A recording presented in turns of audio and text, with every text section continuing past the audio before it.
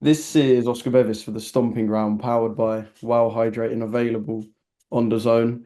Couple of connection issues. Maybe it's not meant to be. We missed each other's York Call. I Maybe know, it's I'm not starting to meant to feel be. like maybe we are meant to be having this chat, Oscar. Well, look, we're here. Fingers crossed. Yeah, it's good to see you. How's things? Yeah, everything's good. Back in camp. Had a really nice break. After my last fight, had about 4 weeks of just like not all holiday, like I was still ticking over and doing little bits in the gym here and there, but just like some really nice downtime, bit of family time, bit of girl time. So no, it was really good. And I feel like really refreshed, reset, ready to go again. Yeah, well, I was going to say it looks like it's been a busy month if you look at your Instagram since Philly. Yeah. We'll come on to Philly in a bit, but didn't know you was an OG Swifty. I am an OG Swifty. It's definitely a guilty pleasure of mine. Like Taylor Swift, Justin Bieber, Selena Gomez. That was like my era Yeah, growing up. But no, yeah, I literally have been a Swifty since like 2007. so That makes me feel really old. you're not a newcomer. I'm not. No, see, I was a Swifty before it was cool to be a Swifty. So some say I'm a bit of a trendsetter, but it's just hearsay. I'll let you call yourself that one. Away from going on holiday and watching Taylor Swift, I've got to talk about Paris, by the way. Australia's first ever women's Olympic boxing medal. Caitlin Parker, Yes. what a star. Yeah. Honestly, she's unreal. I was so happy that I could be there. We were roomies on the Australian national team together since we were 14 years old. So kind of been through all the highs and lows together. She was in Vegas when I won the world title in April. So to be there for her moment, yeah, it was truly special, and I'm so excited for her. I think she's got such a good pro style. I think she's gonna shake things up coming over to the pro scene. Um, nah, she's a star. It was a very special occasion. Well, you're an Olympian yourself, so you know that insane pressure that I can imagine a games heaps on you over like a week or 2 weeks. Yeah, definitely. I wasn't sure how I was going to feel going as a spectator. Obviously, the only Olympic experience I have is actually being in it. Um, but I loved every second of it. I loved seeing her have her moment. I loved just being there and enjoying the whole thing as a spectator. I didn't have any regrets or what if moments. For me, I was very much settled with the decision that I made to not go back and do it. And yeah, absolutely no regrets. Absolutely loved being there. Loved seeing not just Caitlin, also Charlie Senior. Uh, he got a bronze medal as well, his first Olympics. Um, the two of them being our sixth and seventh ever Olympic medal in boxing.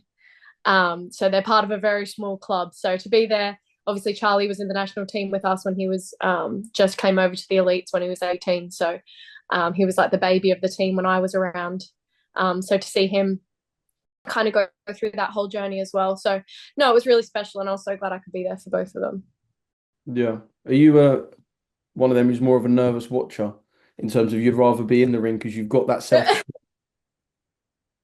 Everyone says that, yeah. Definitely, Everyone says that. I get way more nervous watching someone I care about, or like any of my friends, teammates, whatever it is. Like watching them is so much scarier than actually fighting, because you have no control. You have no control over the situation whatsoever. Like when I'm going to fight, it's all on me. Like I'm gonna like dictate what happens in there. But with them, I'm a complete outsider, and I just have to watch it and hope for the best. So, no, I find it way scarier. I get so nervous, and I don't really get nervous for my fights at all. So, Well, it's hard to get nervous when you're barely getting hit. I want to go on to Philly. There's one thing that you said I love. You went staying pretty, keeping my brain cells, and getting paid. yeah, That was pretty cold. I you can't know lie. what? Yeah, I just feel like, so I got asked in the post fight presser. I got asked by a journalist, I think. You're doing all this and you're barely getting hit. Like, when are you going to step it up and try and knock them out, or try and get the stoppage or whatever? And I just thought, like, he almost said, like, you're barely getting hit, like it was a bad thing. And it's like, I'm getting paid. I'm not getting hit. I'm keeping my brain cells. I'm keeping my face cute. Never know what happens after boxing, I need these things. And, like, someone once said to me, I can't even remember who said it, but, like, what's the point in going and making all that money if you can't count it at the end of the day? Do you know what I mean? Yeah. And I agree with that. I think, like, health is wealth. You're already risking your life stepping through those ropes. So why am I going to put myself into more dangerous positions when I can win doing what I'm doing?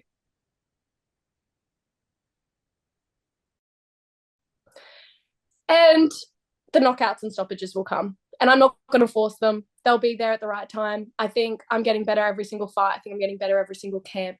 And my opponents are getting better as well. So for me, I feel like I've said it from the start. I probably said it to you in our first ever interview at my fight week of my debut. The better the opponent in front of me, the better Skye Nicolson you'll see. And I truly believe that. And I believe like the big impressive wins are going to come against the better girls. Are you bored of having this conversation? Because I feel like we've had it enough times. I mean, I think, like, there's the argument about entertainment and that I'm not going to sell out arenas and that because I'm not exciting enough. And I understand that point of view, or like that pressure to maybe want to go out and impress more. But I think, like, for me and what I've kind of learned over these last 2.5 years fighting as a pro now, one, your style is never going to be everyone's cup of tea. Some people like brawlers that come in and just want to be in a tear up, and some people like the sweet science of boxing, the skill, the hit and don't get hit style. And you can't do it all, and you can't make everyone happy. You're not going to please everyone. So for me, like, I'm going to stick to my strengths. But at the same time, of course, every camp I'm trying to build on how I can be more exciting and how I can still level up and do more. I don't want to be a one-trick pony. I don't want to be boring either. But at the same time, I'm going to do what's always worked for me. And I'm not going to risk losing a fight to entertain fans when I can win comfortably. That's my opinion anyway. Each their own. It makes sense because you touched down in Philly as a champ.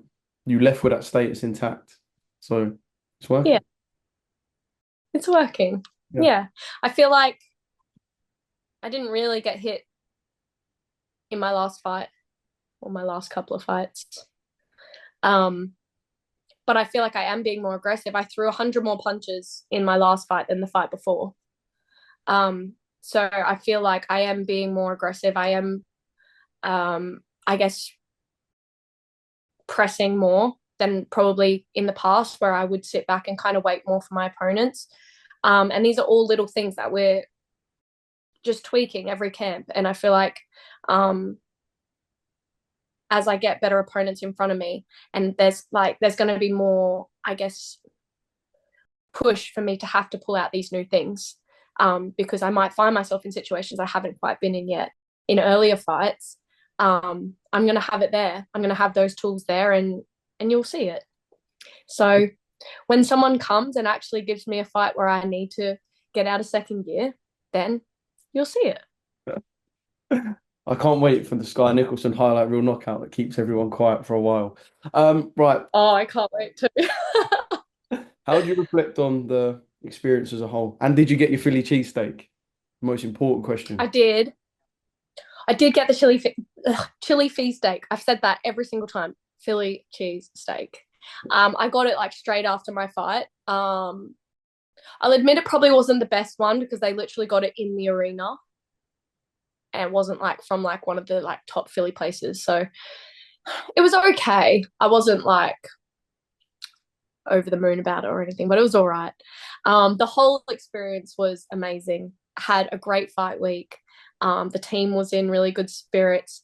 Eddie Lamb is like the biggest diehard Rocky fan. So to be in Philly and just seeing how like excited it made him made me happy. So that was really cool. Obviously, my family came out as well. So no, it was all round a really good fight week.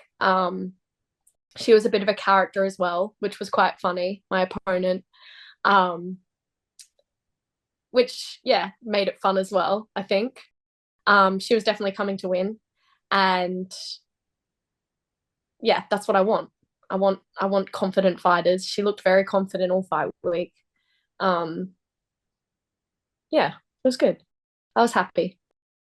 Yeah, well, you mentioned Eddie Lamb. Anyone who knows or has met Eddie Lamb knows he's the nicest, the nicest men in the world. I want to talk a little bit about your team. So, Eddie, Bradley Skeet as well, who's also a part-time plumber or drainage man for us on Instagram. Basically, he's just the guy that comes to the rescue when anything goes wrong. We all That's need why they call him Super. we all need a Bradley Skeet in our life. Yes. That little team you've got, that's like a proper close-knit family unit type. Honestly, like I couldn't ask for a better team. The like the bond we have, just the way we all mesh and click so well. Ed and Brad obviously have like a relationship that goes way back. Ed was in Brad's corner for like 95% of his pro fights. So they have that trust built within each other in their team, that respect for each other. And it honestly, like when Brad joined our team probably about a year ago now, it was just like that perfect puzzle piece that was missing. And everything has just come together so well since. We have a good laugh. I feel like Brad's boxing brain is very similar to mine, in that like flowy, like flow state where you're like that really relaxed fighting style, which I love. But yeah, I love the way they bounce off each other and the way it all just flows so well with me. Like, I don't think I've ever felt like weird or awkward in the corner with like either of them talking over the other one or anything like that. Everything just like flows really well. So very, very lucky girl. Yeah, and I guess when it's made easy for you, then you can just kind of go out and do your thing. I know I'm going to ask you what's next, right? We've done this a million times as well. You were banging the drum on the MMA hour, which is one of the biggest platforms there is. If that doesn't work, I don't know what you're going to do, if I'm perfectly honest. You know what? We were talking about this in the gym yesterday, and we was like, I can't win because even if I do eventually fight Serrano, it's going to be, and I make her look stupid. Like, I know I will. She was old. It'll be, oh, she's old. She was done. She was on her way out. She didn't fight the best Serrano, blah, blah, blah, blah. I've got the receipts. I have been calling for this fight for years at this point. So for me, it's like, oh, I don't even think we'll fight, to be honest. I don't think it'll ever happen. But if it does, I know I'm still not going to get the credit for it anyway. So it's like, it is what it is. But that's not next. Okay. I wonder if I can tell you what's next. I feel like I can. Well, you and Raven were both ringside on Saturday night at York Hall. Did you guys get the chance? Yes, we were. Get the chance to We chat? didn't actually. And usually we're quite chatty, but we weren't chatty this time. Is that because we're closing in? Maybe. The UK 5v5? I think it's being announced today. I think it's being announced today. Is it? I think. How's that for insider info? Do you know what? My phone's on aeroplane mode, so let me just take it off and see if anyone's tweeting. See if anyone's tweeted about the time. Do you get told? So you don't get told specifically, like time wise, when it's announced, or will they say, "Oh, by the way, Skye, No, I've just been told it's being announced today. That's all I know. Okay, that was good timing for me. And I'm really, really excited. I'm really excited. That was good timing for me. I'm excited for for get a this Zoom fight. in on Tuesday. It's great timing. I know. It was just meant to be, Oscar. Oh, so you and Raven, I'll wait till the fight is officially announced so you can spill all details. When, where, part of the 5v5. So it's in Saudi. So it's going to be the first women's world title fight to ever take place in Saudi Arabia. So I feel very, very excited about that. History making, tick. October 12th. So we're about 8 weeks out, less than 8 weeks now. Yeah, I'm excited. I feel like it's such a great clash of styles. I feel like it's a fight that people definitely see as a 50-50 fight. And not just on paper, like it has been in the past, like actually a 50-50 fight. So I respectfully and personally don't think it's a 50-50 fight, but we'll have to see on October 12th. But I'm really excited. I mean, it would be odd if either of you, when asked, when I think it's a 50-50 fight, if Beterbiev undercard. That's mega. Huge. I know. I'm so excited. I actually couldn't believe it. So, no, I'm really, really excited. I think this is probably the most excited I've been for a fight. The card it's on in Riyadh season, in Riyadh. I think it's going to be, yeah, a very, very special night. And yeah, I can't wait. I'm buzzing. Have you been to Riyadh before? I haven't. I've been to Jeddah for the Usyk AJ rematch. But no, I haven't been to Riyadh. So I'm really excited. That's huge. Absolutely huge. On the undercard, Yeah. one of, if not the biggest light heavyweight world title fight there has and will ever I be. honestly think it's going to be one of the biggest and best cards ever. So do you know the rest of the card? Sorry, I'm talking to you like you're a promoter now. But... No, but I have heard some names being thrown around. I think it's going to be special. Okay. Yeah, sorry, I shouldn't talk to you like you're His Excellency. Can you tell me the rest of the card? So we know that, like you said, it's the first women's world title fight in Riyadh. Culturally, it hasn't been a thing for females to fight at all over there. I know Ramla Ali fought over there. I don't know what hoop that's been jumped through, but even outside of boxing, a historic moment, like culturally. Yeah, I feel like it's just such a huge step in the right direction. Not just for women's boxing, but women in sport, women in Saudi Arabia, to see women boxing.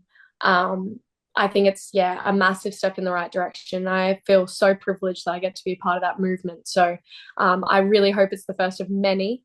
But yeah, Raven and I will be flying the flag for women's boxing, hopefully put on a really good show and get more women's fights happening in the Riyadh season cards, because I think, yeah, I feel like it's been long overdue and it's really exciting that it's finally happening. So when the first bell goes, how does the first round go? First bell goes, what happens in round one? I can't tell you. I can't tell you because it's top secret information.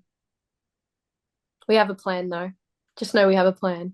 Maybe I'll tell you when we're not recording. Okay, I'll wait till after and secretly record. What will happen? What I guess you're going to get when speaking to fans or when pundits and experts try and talk about the fight is they're going to go, Raven's just going to go phoom, across the ring. And you're just going to go pop, pop, pop. And then she's going to keep coming. And that's what it's going to be for the whole fight. I know fights never play out like that. Yeah. But the perception is going to be that she's just going to leg it across the ring. You're going to stick on the back foot, jab and move. That's what you're going to get. It'll be a long night for her if she does that. But, I mean, each to their own. I mean, I'm not going to tell her not to do that because that's a fun night for me. But I think Raven is a smart fighter. I think they'll definitely be having plan A, B, and C. I mean, we have sparred together a couple of times. So she does actually have some experience of working with me. That recent? About a year and a half ago, which is why we haven't sparred a lot. Because we kind of have always known that we would be eventually facing each other at some point. Obviously, both prospects at the time in the featherweight division. So Yeah, we kind of always knew, but obviously both needed sparring at that time, and it was in like January when everyone's off on holiday and not training, and we both were preparing for fights, and we did it. um yeah, I mean, I think she'll definitely be looking at that spar in formulating their plan. I don't think she would come rushing straight in because she knows how that goes. um I think she will be a bit smarter with it, but yeah, she'll have her plan A, B, and C, and we'll have ours. And may the best girl win. Can't wait. That's Me brilliant. too. October the 12th. Yeah, I'm really excited. I feel like it's a big women's fight that a lot of fans have wanted and have been calling for. And yeah, I feel like it's a really good time um, and place to be doing it. So, no, really excited. I can't wait. I know you never want to kind of blow smoke up yourself, but outside of anything perhaps Katie does, and if there was to be maybe at some point a rematch between Savannah and Clarissa, but even maybe away from that, because that's kind of died down a bit, do you think this is the biggest women's fight or the most talked about women's fight at the moment? I think I think definitely in the UK. I mean, on the world stage, I think it's definitely a fight that's been talked about. Um, I think me versus Tiara Brown as well is another big fight, and I've already said that's the next fight for me. That's the fight I want after this one. Um, I didn't care which one I had first out of these two. I said I want those two to be my next fight, um, and it happened to be Raven. I think Tiara Brown has posted in the last few days that she has fight news coming as well. So she's been quite quiet. So I'm guessing she is going to have another fight while I have this fight, and hopefully we can both lock in on Nicholson Brown after Nicholson Chapman. So no, I feel like they are the two biggest fights in the featherweight division right now. Um, Obviously, a few weeks ago, Serrano vacated the IBF belt. So I believe Menka is set to be fighting, who's the number two? I think it's Daniela Bermudez for that. So obviously, early 2025, I'll be looking at trying to unify. So if I gave you my bucket list of the next 6 months, I would say beat Raven Chapman, beat Tiara, and fight the winner of Menka and Bermudez for the unification fight, IBF and WBC. We could potentially even get the ring. I'm number one for the ring. So I'm guessing whoever wins the IBF will be number two. We could even potentially be fighting for 3 belts early 2025. So exciting things in the works. Obviously, full focus on October 12th. Yeah, I'm really excited. I've been manifesting how this year ends for a while now. So for it to actually be coming to fruition is really exciting. So yeah, everything's looking good. Well, I'm going to leave it on a happy note, a note where you're finally smiling about landing a fight that you've been chasing. Not that you've been necessarily chasing a fight you've wanted. Like this is, like you said, a big fight. Yeah. What perfect place to end on good news, and then I can try as quickly as I can to get this out. Oscar, you wouldn't. No, Need to do what I can to grow the stomping ground. The you game. can do it. You can do it 1 minute after it's announced. No one's getting it that quick anyway. So I got you. thanks. Yeah. And when we stop recording, I'll tell you what's happening in round one. Okay, well, there we go. Are we done? I will cut the video there. Okay. Go on then, what happens in round one? Oh, boxing is full of snakes.